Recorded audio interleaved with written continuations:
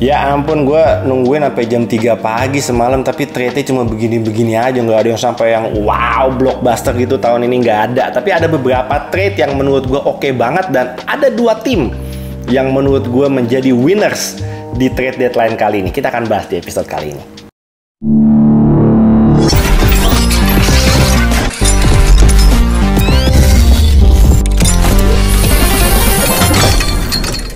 Ngobrol NBA episode 106. Guys, sekarang sudah hari Jumat. Hari ini hari libur, jadi kita recordingnya dari rumah. Seperti biasa, hari Jumat kemarin udah nungguin banget sampai jam 3 pagi banget. Gue sekarang mungkin agak lemes karena kemarin persis tidur jam 3:05 karena nungguin trade deadline yang kemarin batas waktunya jam 3 pagi. Ada beberapa tim yang gue nungguin, tapi overall menurut gue pergerakannya di musim ini tuh agak kurang greget lah ya, karena kita nungguin trade-trade yang fantastis, yang blockbuster gitu ya. At least satu deh, tapi menurut gue nggak ada yang blockbuster banget, tapi ada beberapa trade yang gue suka. Dan nanti kita akan bahas ada dua tim yang menurut gue menjadi pemenang di trade deadline kali ini. Nanti kita akan bahas di belakang setelah kita recap satu persatu trade-nya apa aja. Menurut gue nggak ada yang major moves, tapi ada moves yang bakal membuat tim yang baru ditempati sama si pemain ini nantinya bakal naik level. Yang tadinya mungkin hanya jadi playoff contender bisa langsung naik level menjadi title contender menurut gue. Oke, nanti kita bahas ya. Mungkin yang pertama kita kasih buat Dub Nation dulu deh, which is Dub Nation sebenarnya nggak ngapa-ngapain. Ada dua franchise yang nggak ngapa-ngapain banyak sebenarnya. Chicago Bulls nggak ngapa-ngapain, Lakers nggak ngapa-ngapain, Dub Nation, Warriors pasti pada nungguin juga kemarin akan ada pergerakan apa dari Warriors. Gue tahu banget nih adminnya Dubs Indo udah nungguin juga sampai jam 3 pagi. Tapi ternyata hanya melakukan trade dengan Indiana Pacers, di mana yang di trade cuma Corey Joseph doang. Corey Joseph, dan ditukarnya pun sama cash salary dan juga Indiana 2024 second round pick, which is sama aja dengan nggak bergerak apa-apa sih sebenarnya, karena nggak ada impactnya apa-apa sebenarnya buat Warriors ya. Oke, itu yang pertama, trade yang ya anggap lewat aja. Yang kedua, ini trade-nya gue suka nih. Ini gue random aja ya, gue random trade-nya, gue nggak tahu, gue akan melihat fotonya apa di trade ini, gue akan swipe aja. Jadi gue akan random aja. Ini yang gue lihat sekarang adalah trade antara Boston Celtics dan Memphis Grizzlies. Ini gue suka sekali trade ini buat Boston Celtics karena dapat Xavier Tillman, jadi front court depth-nya juga lebih kuat ini Boston Celtics ya, karena nanti ada dapat lagi Boston Celtics, nanti kita akan cek juga di trade selanjutnya. Tapi untuk Xavier Tillman ini gue suka sama dia. Di Memphis Grizzlies juga bener-bener modern big man, bisa floor spacingnya juga bagus, finishing around the basketnya juga bagus. Jadi dia bakal memperkuat front courtnya Boston Celtics. Ini kuat ini Boston Celtics, front courtnya bagus ini. Oke, lanjut next trade ada, ini asik. Ini ada Buddy Hield yang banyak sekali diminati sebelum trade deadline kemarin.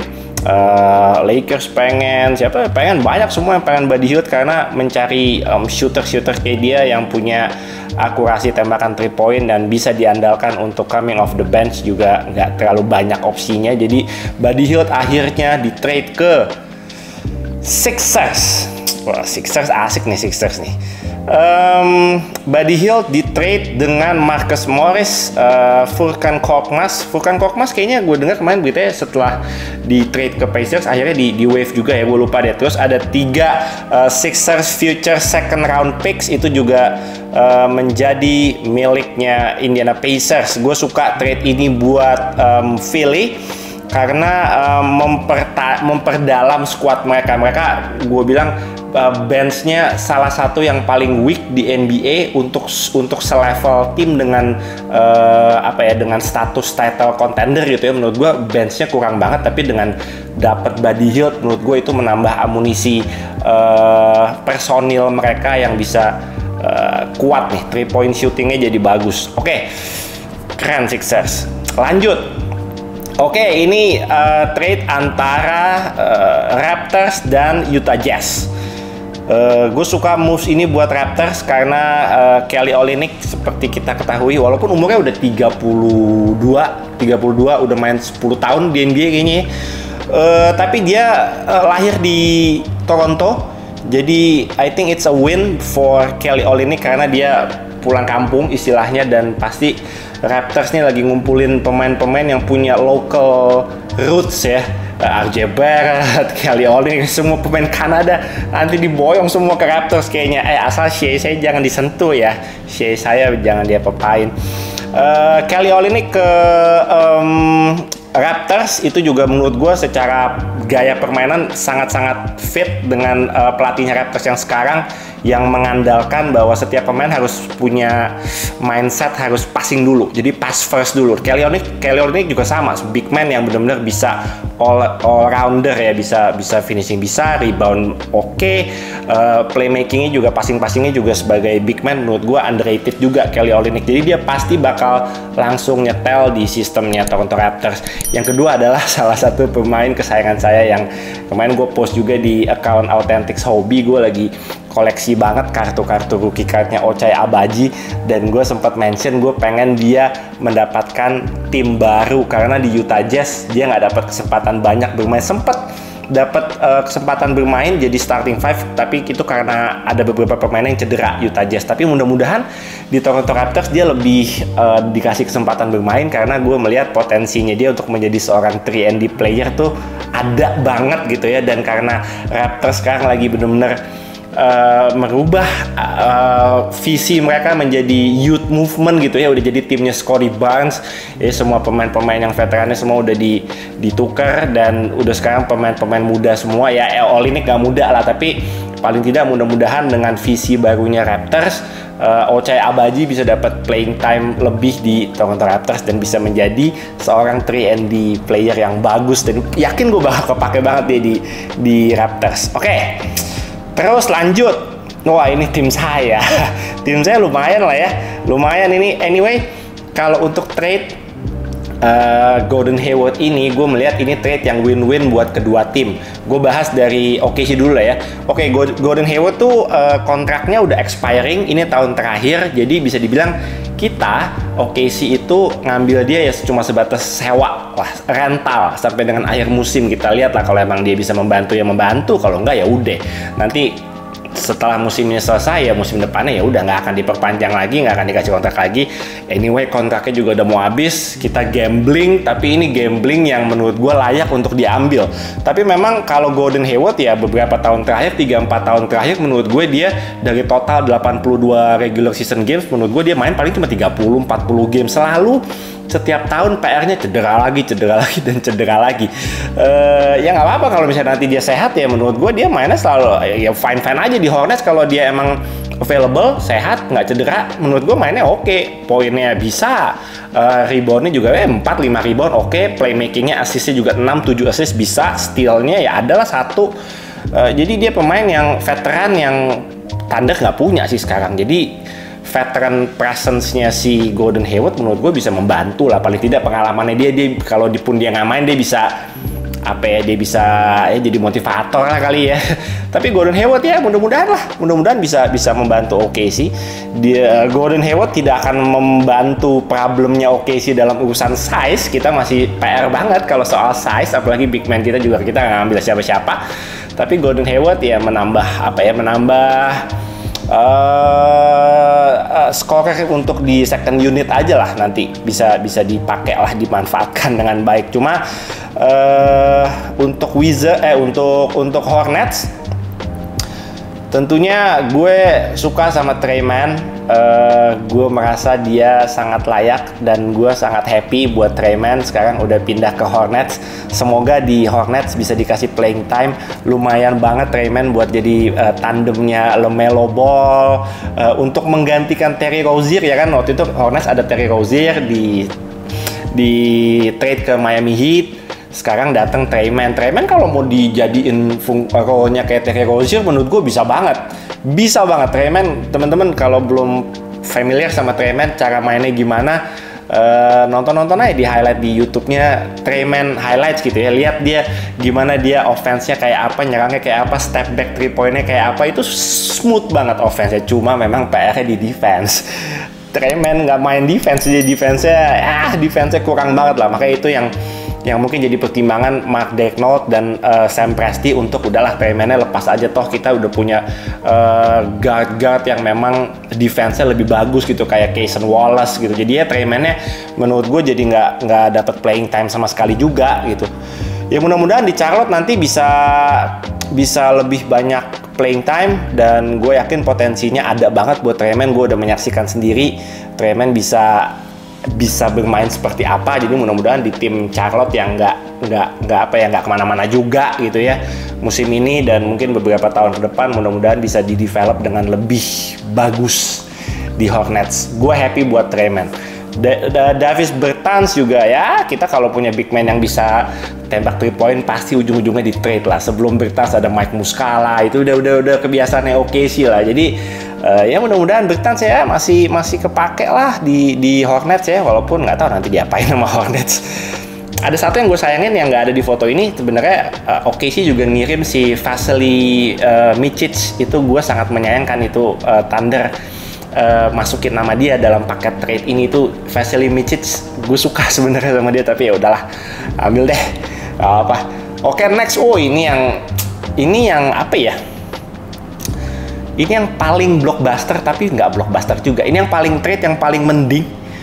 Di awal tadi gue sempat mention ada beberapa trade yang gue bilang bahwa ada trade yang membuat satu tim dari yang tadinya hanya playoff contender sekarang sudah layak naik kelas menjadi title contender. Itu adalah New York Knicks. Ya, gue bocorin nih. Tadi gue mau bahas di belakang ya. Anyway, New York Knicks trade ini keren menurut gue. Bojan Bogdanovic dari Detroit Pistons di trade ke New York Knicks, dan nggak cuma dia, ada Alec Burks yang juga kembali lagi ke New York Knicks.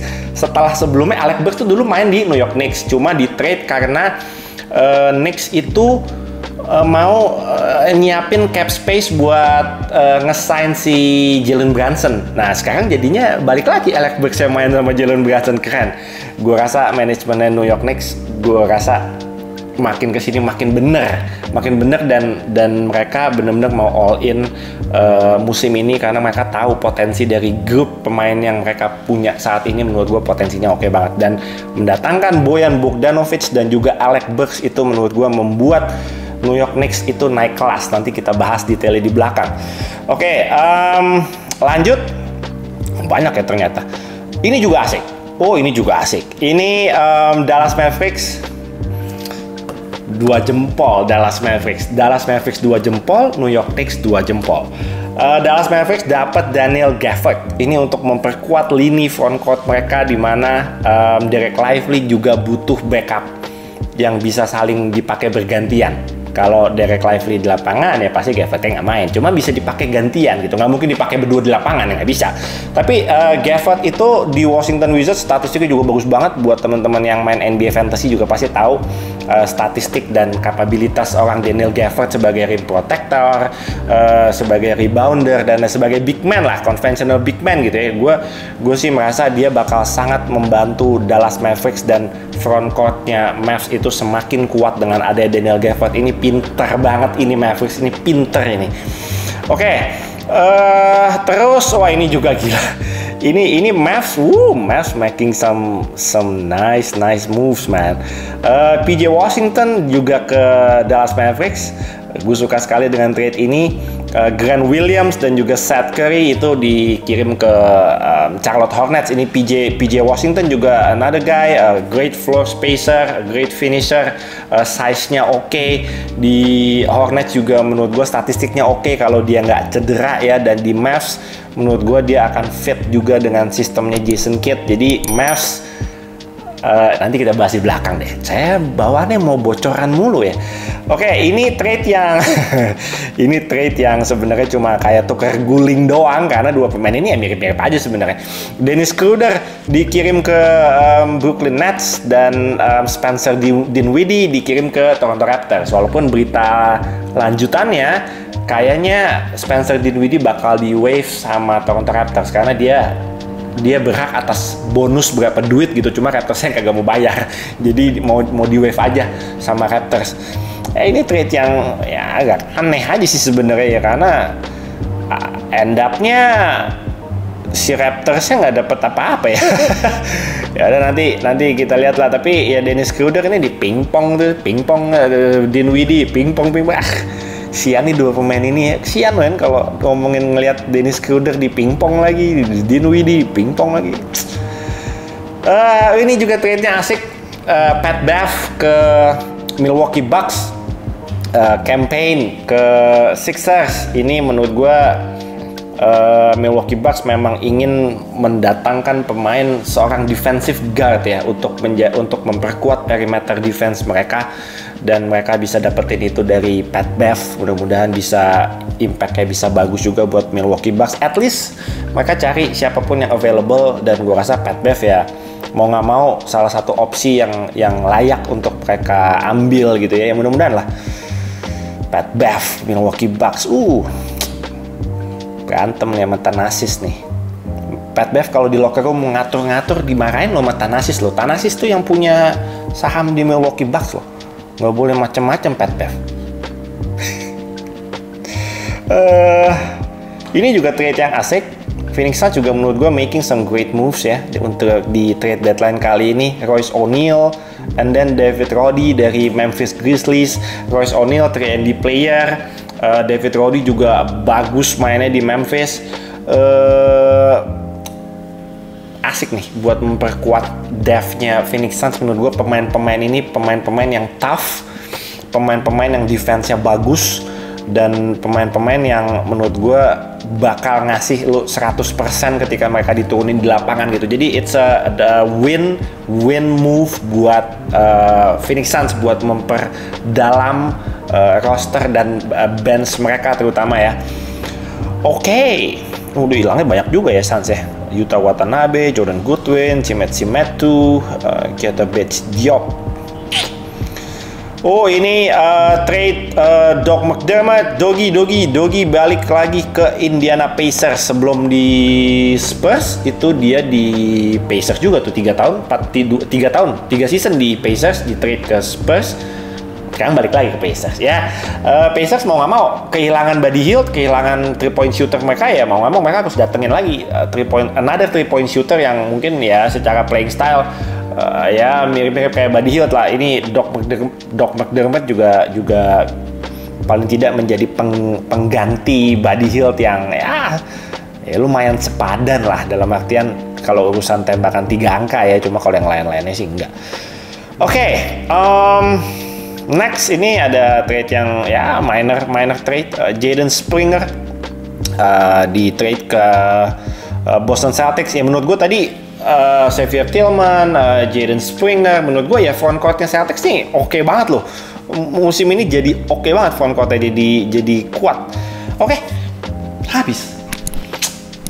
Ya segitu aja, nggak ada yang blockbuster, nggak ada yang bikin kita yang wah gila ya, enggak lah. Lakers nggak ngapa-ngapain. Lakers nggak ngapa-ngapain. Warriors tadi Mike Dunleavy ini rapornya jelek menurut gue. Lakers menurut gue nggak ngapa-ngapain juga agak salah mereka kalau nggak ngapa-ngapain ya, karena mereka bukan ada di posisi 1. Kalau mereka di posisi 1 nggak ngapa-ngapain, menurut gue nggak apa-apa. Dan mereka posisinya juga masih rawan juga gitu. Jadi paling tidak ya keputusan mereka ini menurut gue, dengan mereka tidak mau mengupgrade apapun, ya mudah-mudahan sih jadi keputusan yang terbaik ya. Kita lihatlah. Tapi sayang aja sih, gue nungguin juga kemarin Lakers mau ngapain, Warriors mau ngapain, karena dua tim ini kan menurut gue yang harus melakukan sesuatu sekarang. Kalau nggak ya udah nggak ada waktu lagi gitu. Tapi paling nggak nanti ada mungkin pemain-pemain yang dari trade deadline ini akhirnya di buyout sama tim barunya, mungkin bisa diambil nanti sama Lakers atau sama Warriors atau sama siapa. Mungkin lah ngambilnya dari buyout market aja nanti ya, tapi kalau dari buyout market mungkin ya nggak akan dapat pemain yang gimana banget lah. Tapi nanti kita lihat lah. Oke, kesimpulan dari semua pembahasan kita kali ini, ada dua tim yang gue anggap sebagai winners dari trade deadline ini. Yang pertama adalah dari nomor 3 dulu deh kali ya. Nomor 3 Nomor 4 deh. Celtics asik tuh, Celtics asik. Walaupun nggak major moves gitu, tapi untuk nambel-nambel dan untuk memperkuat roster mereka, menurut gua Celtics asik tuh. Phoenix Suns asik tuh. Tadi ada Royce O'Neal, David Roddy, itu juga asik. Terus Sixers oke. Buddy Hield, the campaign nggak ya buat nambel point guard karena udah nggak ada si Pat Bev juga kan. Itu asik. Tapi dua tim yang paling asik itu adalah Dallas Mavericks. Itu keren. Front court mereka PR-nya udah beres menurut gue. PJ Washington asik.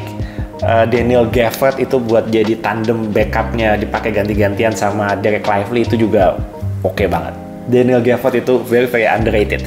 Dan tim yang paling win menurut gue, yang paling keren pergerakannya dan bener-bener all in buat ngegas dan bener-bener nggak mau nunggu lama-lama lagi. Mereka merasa bahwa musim ini adalah chance terbaik mereka untuk bisa melangkah jauh di babak playoff. Mereka adalah New York Knicks. Wah, New York Knicks gila men, gue salut sih sama New York Knicks. Bener-bener nih Jalen Brunson nih udah dikelilingin sama defender yang oke ya, perimeter defense-nya oke, interior defense-nya oke. Misalnya kayak front court-nya misalnya udah ada Julius Randle, ada Isaiah Hartenstein, ada Mitchell Robinson. Kalau dia nanti udah sehat, mudah-mudahan dalam beberapa minggu dia udah bisa balik. Rim protection-nya aman. Perimeter defense-nya itu pemain-pemain yang aktif, yang nyebelin banget. Kalau nge-defense tuh nyebelin banget. Josh Hart, Donte DiVincenzo, dan lain-lain. Itu menurut gue sampai lupa. OG Anunoby itu defender udah dikasih buat Jalen Brunson. Sekarang dikasih shooter buat Jalen Brunson tuh, dikasih tuh Alec Burks, dikasih Bojan Bogdanovic, itu dikasih tuh. Mungkin dia juga bilang, lu jangan kasih gue defender semua, kasih gue shooter, buat nyetak poin. Ya udah nih dikasih sekarang. Wah gila, keren. New York Knicks, saya boleh ya join jadi bandwagon New York Knicks ya, boleh ya. Gue jadi tiba-tiba jatuh cinta sama New York Knicks. Ngeliat bahwa tim ini paling tidak secara konstruksi pemainnya sudah bener. Mereka nanti melangkah jauh atau enggak ya gue nggak tahu. Tapi secara roster menurut gue mereka sudah komplit dan siap untuk bertempur melawan siapapun. Mereka udah siap.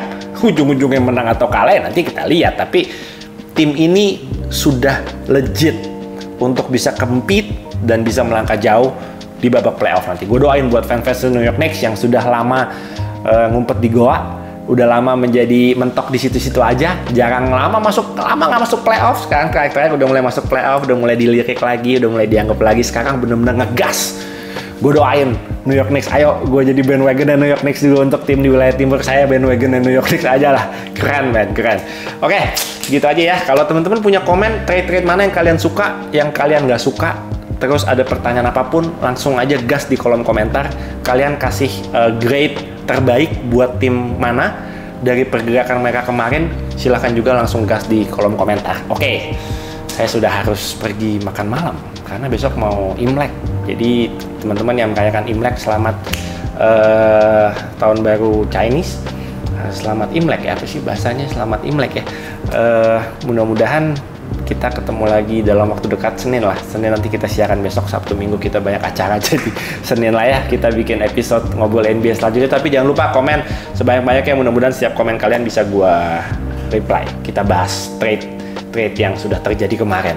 Gue masih kesel sih nggak ada trade yang bikinnya wah, biasa tahun lalu tuh yang wah gila nih, yang bener nih trade-nya nih, gila keren banget deh. Kemarin sih nggak ada sih, cuma ada yang memang menurut gue trade-nya on point banget. Oke, segitu aja guys. Thank you guys for watching. I'll see you guys on the next episode. I'm out.